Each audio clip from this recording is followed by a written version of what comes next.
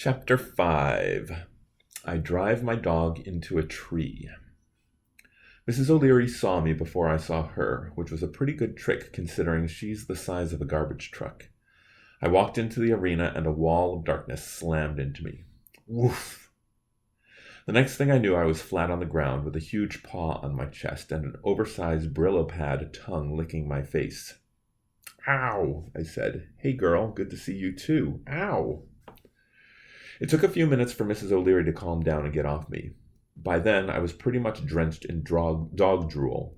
She wanted to play fetch, so I picked up a bronze shield and tossed it across the arena.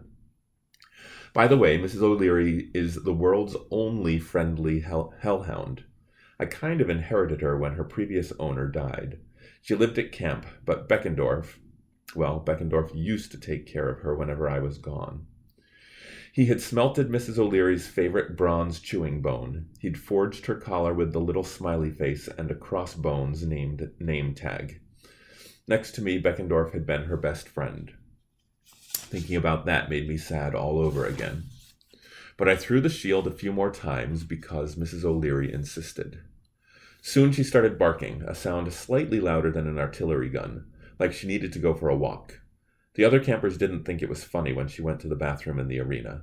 It had caused more than one unfortunate slip and slide accident. So I opened the gates of the arena and she bounded straight toward the woods. I jogged after her, not too concerned that she was getting ahead. Nothing in the woods could threaten Mrs. O'Leary. Even the dragons and giant scorpions ran away when she came close. When I finally tracked her down, she wasn't using the facilities. She was in a familiar clearing where the Council of Cloven Elders had once put Grover on trial. The place didn't look so good. The grass had turned yellow. The 3 topiary thrones had lost all their leaves. But that's not what surprised me. In the middle of the glade stood the weirdest trio I'd ever seen. Juniper, the tree nymph, Nico D'Angelo, and a very old, very fat satyr. Nico was the only one who didn't seem freaked out by Mrs. O'Leary's appearance. He looked pretty much like I'd seen him in my dream, an aviator's jacket, black jeans, and a t-shirt with dancing skeletons on it. Like one of those Day of the Dead pictures. His Stygian iron sword hung at his side. He was only 12, but he looked much older and sadder. He nodded when he saw me, then went back to scratching Mrs. O'Leary's ears. She sniffed his leg like he was the most interesting thing since ribeye steaks. Being the son of Hades, he'd probably been traveling in all sorts of hellhound-friendly places. The old satyr didn't look nearly so happy. Will someone, what is this underworld creature doing in my forest? He waved his arms and trotted on his hooves as if the grass were hot. You there, Percy Jackson, is this your beast? Sorry, Linnaeus, I said. That's your name, right? The satyr rolled his eyes. His fur was dust bunny gray, and a spider web grew between his horns. His belly would have made him an invincible bumper car. Well, of course I am Linnaeus. Don't tell me you've forgotten a member of the council so quickly. Now, call off your beast. Woof! Mrs. O'Leary said happily. The old satyr gulped. Make it go away. Juniper, I will not help you under these circumstances. Juniper turned toward me. She was pretty in a dryad-y way, with her purple gossamer dress and her elfish face, but her eyes were green-tinted with chlorophyll from crying. Percy, she sniffled. I was just asking about Grover. I know something's happened. He wouldn't stay gone this long if he wasn't in trouble. I was hoping that Linnaeus... I told you, the satyr protested. You are better off without that traitor. Juniper stamped her foot. He's not a traitor. He's the bravest satyr ever, and I want to know where he is. Oof! Linnaeus's knees started knocking. I won't answer questions with this hellhound sniffing my tail. Nico looked like he was trying not to crack up. I'll walk the dog, he volunteered. He whistled, and Mrs. O'Leary bounded after him to the far end of the grove. Linnaeus huffed indignantly and brushed the twigs off his shirt. Now, as I was trying to explain, young lady, your boyfriend has not sent any reports since we voted him into exile. You tried to vote him into exile, I corrected. Chiron and Dionysus stopped you. Bah, they are honorary council members. It wasn't a proper vote. I'll tell Dionysus you said that. Linnaeus paled. I only meant, now see here, Jackson, this is none of your business. Grover's my friend, he said. He wasn't lying to you about Pan's death. I saw it myself. You were just too scared to accept the truth. Linnaeus's lips quivered. No, Grover's a liar, and good riddance. We're better off without him. I pointed at the withered thrones. If things are going so well, where are your friends? Looks like your council hasn't been meeting lately. Maron and Silenus. I'm sure they'll be back, he said, but I could hear the panic in his voice. They're just taking some time off to think. It's been a very unsettling year. It's going to get a lot more unsettling, I promised. Linnaeus, we need Grover. There's got to be a way you can find him with your magic. The old satyr's eye twitched. I'm telling you, I've heard nothing. Perhaps he's dead. Juniper choked back a sob. He's not dead, I said. I can feel that much. Empathy links, Linnaeus said disdainfully. Very unreliable. So ask around, I insisted. Find him. There's a war coming. Grover was preparing the nature spirits. Without my permission, and it's not our war. I grabbed him by the shirt, which seriously wasn't like me, but the stupid old goat was making me mad. Listen, Linnaeus, when Kronos attacks, he's going to have packs of hellhounds. He's going to destroy everything in his path. Mortals, gods, demigods. Do you think he'll let the satyrs go free? You're supposed to be a leader, so lead. Get out there and see what's happening. Find Grover and bring Juniper some news. Now go. I didn't push him very hard, but he was kind of top-heavy. He fell on his furry rump, then scrambled to his hooves and ran away with his belly jiggling. Grover will never be accepted. He will die an outcast. When he disappeared into the bushes, Juniper wiped her eyes. I'm sorry, Percy. I didn't mean to get you involved. Linnaeus is still a lord of the wild. You don't want to make an enemy of him. No problem, I said. I've got worse enemies than overweight satyrs. Nico walked back to us. Good job, Percy. Judging from the trail of goat pellets, I'd say you shook him up pretty well. I was afraid I knew why Nico was here, but I tried for a smile. Welcome back. Did you come by just to see Juniper? He blushed. No, that was an accident. I kind of dropped into the middle of their conversation. He scared us to death, Juniper said, right out of the shadows. But, Nico, you are the son of Hades and all. Are you sure you haven't heard anything about Grover? Nico shifted his weight. Juniper, like I tried to tell you, even if Grover died, he would reincarnate into something else in nature. I can't sense things like that, only mortal souls.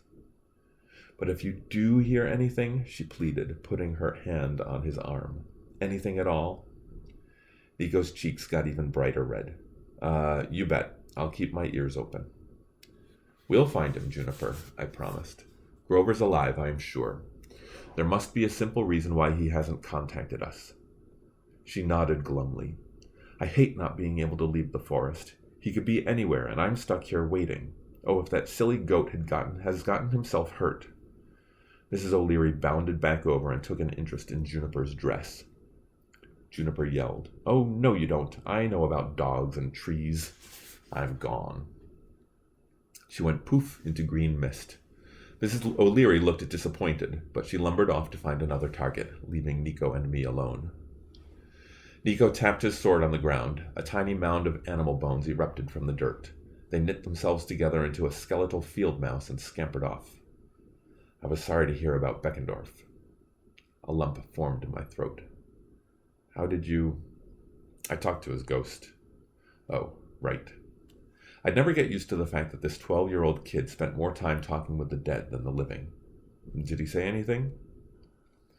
He doesn't blame you. He figured you'd be beating yourself up, and he said you shouldn't. Is he going to try for rebirth? Nico shook his head. He's staying in Elysium. Said he's waiting for someone. Not sure what he meant, but he seems okay with death. It wasn't much comfort, but it was something. I had a vision you were on Mount Tam, I told Nico. Was that? Real, he said. I didn't mean to be spying on the Titans, but I was in the neighborhood. Doing what? Nico tugged at his sword belt. Following a lead on, my family. I nodded. I knew his past was a painful subject. Until 2 years ago, he and his sister Bianca had been frozen in time at a place called the Lotus Hotel and Casino. They'd been there for like 70 years. Eventually, a mysterious lawyer rescued them and checked them into a boarding school. But Nico had no memories of his life before the casino. He didn't know anything about his mother. He didn't know who the lawyer was or why they'd been frozen in time or allowed to go free. After Bianca died and left Nico alone, he'd been obsessed with finding answers. "So how did it go?" I asked. "Any luck?" "No," he murmured, "but I may have a new lead soon." "What's the lead?" Nico chewed his lip. "That's not important right now. You know why I'm here." A feeling of dread started to build in my chest.